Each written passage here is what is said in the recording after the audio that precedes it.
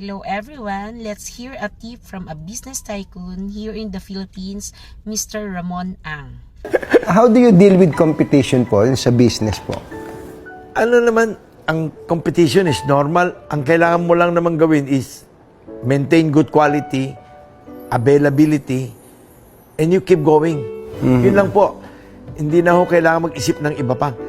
Kasi yung iba, naninira pa ng produkto, kung ano-ano, ng kalaban. Hindi ho natin iniisip yan ni minsan. Tayo po, we just make sure better quality.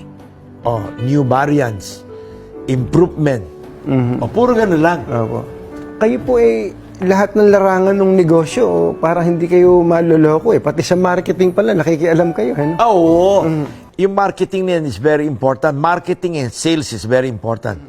Yung marketing is how to project your products. Opo. Yung sales is you go down, choose the right local partners to represent us. Choose the right local partner to be our distributor. Choose our logistic provider. You have to understand all of that.